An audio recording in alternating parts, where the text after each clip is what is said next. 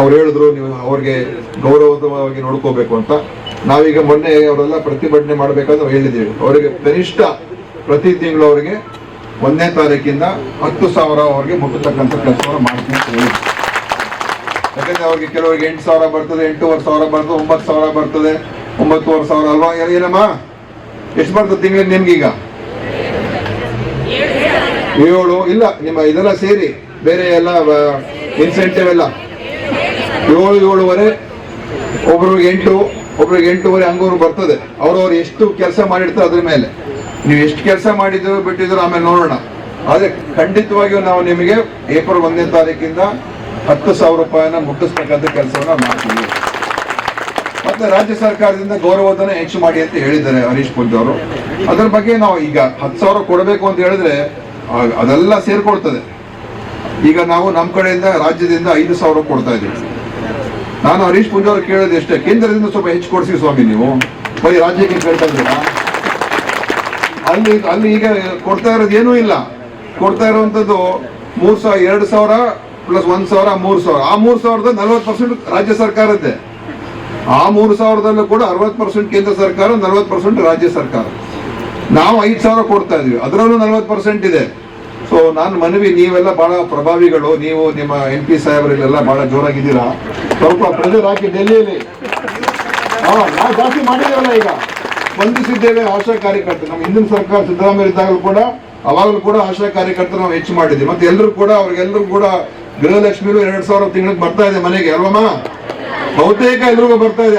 ಯಾರು ಅಪ್ಲೈ ಮಾಡಿದ್ರೆ ಅವ್ರಿಗೆ ಬರ್ತಾ ಇದೆ, ಯಾರು ಅಪ್ಲೈ ಮಾಡಿದ್ರೆ ಅವ್ರಿಗೆ ಬರ್ತಾ ಇಲ್ಲ. ಆದ್ರೆ ನಮ್ಮ ಸರ್ಕಾರದಿಂದ ಮಹಿಳೆಯರಿಗೆ ಉಚಿತ ಬಸ್ಸು, ಅವ್ರಿಗೆಲ್ಲ ಫ್ರೀ ಕರೆಂಟು, ಪ್ಲಸ್ ತಿಂಗಳಿಗೆ 2,000 ರೂಪಾಯಿ ಒಂದೊಂದು ಮನೆಗೆ, ಮತ್ತು ಆಶಾ ಕಾರ್ಯಕರ್ತರುಗಳ ಸ್ಪಂದಿಸಿ ನಾವು ನಿಮಗೆ ತಿಂಗಳಿಗೆ 10,000 ರೂಪಾಯಿ ಬರುತ್ತರ ನಾವು ಮಾಡಿರ್ತಕ್ಕಂಥ ಸಿದ್ದರಾಮಯ್ಯ ಅವರ ಸರ್ಕಾರ. ನಿಮ್ಮ ಸ್ಪಂದಿಸ್ತಾ ಇದ್ದೀವಿ ನಾವು. ಸಾಮಾನ್ಯ ಜನರ ಪರವಾಗಿ ನಿಲ್ಲುವಂಥದ್ದು ನಮ್ಮ ಒಂದು ಧ್ಯೇಯ. ಯಾವುದೇ ಒಂದು ಸರ್ಕಾರ ಇರಲಿ, ಸಾಮಾನ್ಯ ಜನರ ಪರವಾಗಿ ನಾವು ಕೆಲಸ ಮಾಡಬೇಕು, ಬಡವರ ಜನರ ಪರವಾಗಿ ಕೆಲಸ ಮಾಡಬೇಕು. ಯಾರಿಗೆ ಸರ್ಕಾರದ ಹೆಚ್ಚು ಅವಶ್ಯಕತೆ ಅವರ ಪರವಾಗಿ ಮಾಡಬೇಕು. ಅದರಿಂದ ಹರೀಶ್ ಪೂಜ್ ಅವ್ರ ಬಗ್ಗೆ ನಾನು ಖಂಡಿತ ಹೇಳ್ತೀನಿ, ನಮ್ಮ ರಾಜ್ಯದಲ್ಲಿ ಏನ್ ಮಾಡಿ ಸ್ಪಂದಿಸ್ತಾ ಇದ್ದೀವಿ. ಟ್ರಾನ್ಸ್ಪೋರ್ಟ್ ಇದೆ. ಮೊದಲೆಲ್ಲ ನಮಗೆ ಈಗ ಡಾಕ್ಟ್ರು ಪ್ರಾಥಮಿಕ ಆರೋಗ್ಯ ಕೇಂದ್ರದಲ್ಲಿ ಒಬ್ರು ಡಾಕ್ಟರ್ ಇರ್ತಾರೆ. ಅವರು ಒಂದು ಬೆಳಗ್ಗೆ 9ರಿಂದ 4 ಗಂಟೆ ಕೆಲಸ ಮಾಡ್ತಾರೆ, ಒಬ್ಬರಲ್ಲಿ ಇರ್ತಾರೆ. ಆಯ್ತಾ? 4 ಗಂಟೆ ಮೇಲೆ ಯಾರು ಇರೋದಿಲ್ಲ. ಸೊ ಅದೇ ಡಾಕ್ಟರ್ನ ನಾವು ತಾಲೂಕು ಆಸ್ಪತ್ರೆ ಇಟ್ಕೊಂಡ್ರೆ, ಅವರು ಅಲ್ಲಿ ಎಕ್ಸ್ಟ್ರಾ ಡಾಕ್ಟರ್ ಇಟ್ಕೊಂಡ್ರೆ 24 ಗಂಟೆ ಅವಾಗ ಜನರಿಗೆ ಒಂದು ಕಾನ್ಫಿಡೆನ್ಸ್ ಇರ್ತದೆ, ಅವ್ರಿಗೊಂದು ವಿಶ್ವಾಸ ಇರ್ತದೆ. ನಮ್ಮ ಆಸ್ಪತ್ರೆಗೆ ಹೋದ್ರೆ ನಮ್ಮ ವೈದ್ಯರು ಸಿಗ್ತಾರೆ, ನರ್ಸ್ ಸಿಗ್ತಾರೆ ಅಂತ ಒಂದು ವಿಶ್ವಾಸ ಇರ್ತದೆ. ಇಲ್ಲದೆ ಹೋದ್ರೆ ಅದು ಏನ್ ಮಾಡ್ತಾರೆ, ಆಗ ಸಾಯಂಕಾಲ ಹೊತ್ತು ರಾತ್ರಿ ಹೊತ್ತು ಎಮರ್ಜೆನ್ಸಿ ಇದ್ರೆ ಎಲ್ಲೋ ಬೇರೆ ಕಡೆ ಹೋಗ್ಬಿಡೋದು, ನರ್ಸಿಂಗ್ ಹೋಮ್ಗೆ ಹೋಗೋದು, ಪ್ರೈವೇಟ್ ಆಸ್ಪತ್ರೆಗೆ ಹೋಗೋದು, ಇನ್ನೊಂದು ಕಡೆ ಹೋಗೋದು. ಅದಾಗಬಾರ್ದು. ನಮ್ಮ ಜನ ನಮ್ಮ ಆಸ್ಪತ್ರೆಗೆ ಬರಬೇಕು. ಮತ್ತೆ ನಮ್ಮ ಸ್ಪೆಷಲಿಸ್ಟ್ಗಳು ಏನಿದ್ದಾರೆ, ಅವರು ಆ ಸ್ಪೆಷಲಿಸ್ಟ್ ಕೆಲಸದಲ್ಲಿ ಅವರ ಒಂದು ಪರ್ಫಾರ್ಮೆನ್ಸ್ ತೋರಿಸ್ಬೇಕು. ಈಗ ಒಬ್ಬ ಆರ್ಥೋಪೆಡಿಕ್ ಇರ್ತಾರೆ, ಅವ್ರು ಕೇವಲ ಸಣ್ಣ ಪುಟ್ಟ ಫ್ರಾಕ್ಚರ್ಗಳು ಮಾಡ್ಬಿಟ್ಟು ಹೋಗ್ಬಿಟ್ರೆ ಆಗೋದಿಲ್ಲ. ನಮ್ಗೆ ಅವರು ನೀ ರಿಪ್ಲೇಸ್ಮೆಂಟ್ ಮಾಡಬೇಕು, ಹಿಪ್ ರಿಪ್ಲೇಸ್ಮೆಂಟ್ ಮಾಡಬೇಕು, ಕಾಂಪ್ಲೆಕ್ಸ್ ಇದನ್ನ ಸರ್ಜರೀಸ್ ಮಾಡಬೇಕು. ಅದು ಆರ್ಥೋಪೆಡಿಕ್ ಡಾಕ್ಟರ್ ಇರ್ಬೋದು, ಡೆಂಟಿಸ್ಟೇ ಇರ್ಬೋದು, ಆಪ್ಥಮಾಲಜಿಸ್ಟೇ ಇರ್ಬೋದು, ಅಥವಾ ಜನರಲ್ ಸರ್ಜನ್ ಇರ್ಬೋದು, ಯಾರೇ ಇರ್ಬೋದು, ಅವರು ಎಲ್ಲ ಪ್ರೊಸೀಜರ್ಸ್ ಮಾಡಬೇಕು. ಪೂರ್ತಿ ಅವ್ರಿಗೆ ಏನು ನಾವು ಸಂಬಳ ಕೊಡ್ತಾ ಇದ್ದೀವಿ, ಅವರ ಒಂದು ಅವ್ರಲ್ಲಿ ಇರುವಂತ ಏನು ಇದಿದೆ ಪ್ರತಿಭೆ, ಅವರ ಗುಣ ಏನಿದೆ, ಅವರ ಸ್ಕಿಲ್ ಏನಿದೆ, ಕೌಶಲ್ಯ ಏನಿದೆ, ಅದು ನಮ್ಮ ಜನರಿಗೆ ಉಪಯೋಗ ಆಗಬೇಕು. ಅದಕ್ಕೋಸ್ಕರ ಅವ್ರಿಗೆ ಏನು ಅಗತ್ಯ ಇರುವಂತ ಎಕ್ವಿಪ್ಮೆಂಟ್ ಇದೆ ಅದನ್ನು ನಾವು ಪೂರ್ತಿಯಾಗಿ ಕೊಡೋಣ.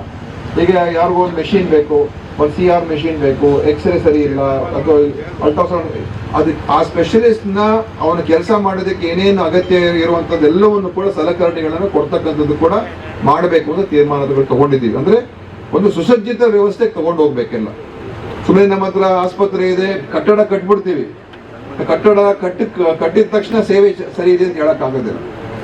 ಸೇವೆ ಸರಿ ಇರಬೇಕಾದ್ರೆ ಎಲ್ಲ ಇರಬೇಕು, ಡಾಕ್ಟರ್ನು ಇರಬೇಕು, ನರ್ಸು ಇರಬೇಕು, ಟೆಕ್ನಿಷಿಯನ್ ಇರಬೇಕು, ಔಷಧಿಗಳು ಸಿಗಬೇಕು, ಮತ್ತೆ ಅಲ್ಲಿ ಲ್ಯಾಬೋರೇಟರಿ ಕೂಡ, ಪ್ರಯೋಗಾಲಯ ಕೂಡ ಇರಬೇಕು. ಈ ತರದ ವ್ಯವಸ್ಥೆಗಳನ್ನ ತರ್ತಕ್ಕಂಥದ್ದಕ್ಕೆ ಇವತ್ತು ನಾವು ಪ್ರಾರಂಭ ಮಾಡಿದ್ವಿ. ಪ್ರಾಥಮಿಕ ಹಂತದಲ್ಲಿ ನಮ್ಮ ತಾಲೂಕು ಆಸ್ಪತ್ರೆಗಳನ್ನು ಇಡೀ ರಾಜ್ಯದಲ್ಲಿ ಒಂದು ಹಂತಕ್ಕೆ ತಗೊಂಡ್ಬರ್ಬೇಕು ಅಂತ ನಾವು ಮಾಡ್ತಾ ಇದ್ದೀವಿ. ಆಸ್ಪತ್ರೆ ಅಭಿವೃದ್ಧಿ ಇರ್ಬೋದು, ಬೇರೆ ಬೇರೆ ಕಾರ್ಯಕ್ರಮಗಳನ್ನು ಕೂಡ ಮಾಡ್ತಾ ಇದ್ದೀವಿ. ಈಗ ಈ ಒಂದು ಏನು ಬೆಳ್ತಂಗಡಿಗೆ ಈ ಕಾಮಗಾರಿ ಇದೆ, 4 ಕೋಟಿ ರೂಪಾಯಿ ವೆಚ್ಚದಲ್ಲಿ, ಅದನ್ನು ಕೂಡ ಇಲ್ಲಿ ಮಾಡಿಸ್ಕೊಟ್ಟಿದ್ದೇವೆ. ಮತ್ತು ಇಲ್ಲಿಯ ಒಂದು ತಾಲೂಕು ಆಸ್ಪತ್ರೆಯ ಕೆಲವು ಅಭಿವೃದ್ಧಿ ಕಾಮಗಾರಿಗಳಿಗೆ 40 ಲಕ್ಷ ರೂಪಾಯಿ ಕೊಡಿಸಿದ್ದೇನೆ ಮತ್ತು ಉಳಿದ ಎಲ್ಲ ಸೇರಿ ಒಂದು 4,70,00,000 ಅಷ್ಟು ಬೆಳ್ತಂಗಡಿ ತಾಲೂಕಿಗೆ ಈ ಕಾಮಗಾರಿಗಳನ್ನು ಇವತ್ತಿನ ದಿವಸ ನಾವು ಉದ್ಘಾಟನೆ ಮಾಡಿದ್ದೀವಿ. ಅದೇ ರೀತಿಯಾಗಿ ದಕ್ಷಿಣ ಕನ್ನಡ ಜಿಲ್ಲೆಯಲ್ಲಿ ಸುಮಾರು ನಾವು 11 ಕೋಟಿ ರೂಪಾಯಿ ವೆಚ್ಚದಲ್ಲಿ ಈ ಆರೋಗ್ಯ ಕ್ಷೇಮ ಕೇಂದ್ರಗಳನ್ನು ಅದನ್ನು ಮಾಡೋದಕ್ಕೂ ಕೂಡ ಈ ವರ್ಷ ತಗೊಂಡಿದ್ದೀವಿ. ಎಲ್ಲ ಕಾಮಗಾರಿಗಳು ಕೂಡ ಎಲ್ಲ ಬೇರೆ ಬೇರೆ ತಾಲೂಕುಗಳೆಲ್ಲ ಸೇರಿಸಿ ಸುಮಾರು 17 ಈ ಥರ ಹೊಸ ಈ ಹೆಲ್ತ್ ಆ್ಯಂಡ್ ವೆಲ್ನೆಸ್ ಸೆಂಟರ್, ಈಗೇನು ಆಯುಷ್ಮಾನ್ ಮಂದಿರ ಅಂತ ಹೇಳ್ತೀವಿ, ಅದನ್ನು ತಗೊಳ್ಳೋದು ಕೂಡ ಇವತ್ತು ನಾವು ಸ್ಯಾಂಕ್ಷನ್ ಮಾಡಿದ್ದೀವಿ. ಆ ಕೆಲಸಗಳು ಕೂಡ ಶುರು ಆಗ್ತದೆ. ಉಳಿದಂತೆ ನಮ್ಮ ಮುಖ್ಯ ಗುರಿ ಏನಂತ ಹೇಳಿದ್ರೆ, ಏನು ನಮ್ಮ ತಾಲೂಕು ಆಸ್ಪತ್ರೆಗಳಿದೆ, ಈ ತಾಲೂಕು ಆಸ್ಪತ್ರೆಗಳನ್ನು ನಾವು ಅದನ್ನು ಒಂದು ಜಿಲ್ಲಾ ಆಸ್ಪತ್ರೆಯ ಮಾದರಿಯಲ್ಲಿ ನಡೆಸ್ತಕ್ಕಂಥದ್ದಕ್ಕೆ ನಮ್ಮ ಸರ್ಕಾರ ಈಗ ಒಂದು ಕಾರ್ಯಕ್ರಮವನ್ನು ನಾವು ರೂಪಿಸ್ತಾ ಇದ್ದೀವಿ. ಅಂದರೆ ಒಂದು ತಾಲೂಕು ಆಸ್ಪತ್ರೆ ಅದು 24 ಗಂಟೆ ನಡೀಬೇಕು. ಅದಕ್ಕೆ ಅಗತ್ಯ ಇರುವಂಥ ವೈದ್ಯರ ಒಂದು ಸಿಬ್ಬಂದಿ ಹೆಚ್ಚು ಮಾಡುವಂಥದ್ದು ಮತ್ತು ಏನು ನರ್ಸ್ಗಳನ್ನು ಹೆಚ್ಚು ಮಾಡುವಂಥದ್ದು, ಟೆಕ್ನಿಷಿಯನ್ಗಳನ್ನು ಹೆಚ್ಚು ಮಾಡುವಂಥದ್ದು, ಅವ್ರಿಗೇನು ಬೇಕಾಗಿರುವಂಥ ಏನು ಹೌಸ್ ಕೀಪಿಂಗ್ ಸ್ಟಾಫ್ ಇರ್ಬೋದು, ಬೇರೆ ಇರ್ಬೋದು, ಗ್ರೂಪ್ ಡಿ ಇರ್ಬೋದು, ಎಲ್ಲವನ್ನು ಕೂಡ ಸಮರ್ಪಕವಾಗಿ ನೀಡಿ ಎಲ್ಲ ನಮ್ಮ ರಾಜ್ಯದ ತಾಲೂಕು ಆಸ್ಪತ್ರೆಗಳೇನಿದೆ ಅದು ಪೂರ್ತಿಯಾಗಿ ನಡಿಬೇಕು. ಈಗ ಒಬ್ಬರು ಗೈನಕಾಲಜಿಸ್ಟ್ ಇದ್ದರೆ ಅದು ಅವರು ಒಂದು 8 ಗಂಟೆ ಕೆಲಸ ಮಾಡ್ತಾರೆ, ಆಮೇಲೆ ಇರೋದಿಲ್ಲ. ಆಮೇಲೆ ಯಾರು ಅಲ್ಲಿ ಬಂದರೂ ಕೂಡ ಅವರಿಗೆ ಸೇವೆ ಸಿಗೋದಿಲ್ಲ. ಅನೆಸ್ಥೆಟಿಸ್ಟ್ ಒಬ್ಬರೇ ಇರ್ತಾರೆ, ಒಬ್ಬರೇ ಪೀಡಿಯಾಟ್ರಿಷಿಯನ್ ಇರ್ತಾರೆ. ಈಗ ನಾವು ಅದನ್ನು ಕನಿಷ್ಠ ಒಂದೊಂದು ತಾಲೂಕು ಆಸ್ಪತ್ರೆಯಲ್ಲಿ 2 ಗೈನಕಾಲಜಿಸ್ಟು, 2 ಅನೆಸ್ಥೆಟಿಸ್ಟು ಮತ್ತು 2 ಪೀಡಿಯಾಟ್ರಿಷಿಯನ್ ಇರ್ತಕ್ಕಂಥ 24 ಗಂಟೆ ಸೇವೆ ನೀಡುವಂಥದ್ದಾಗಬೇಕು.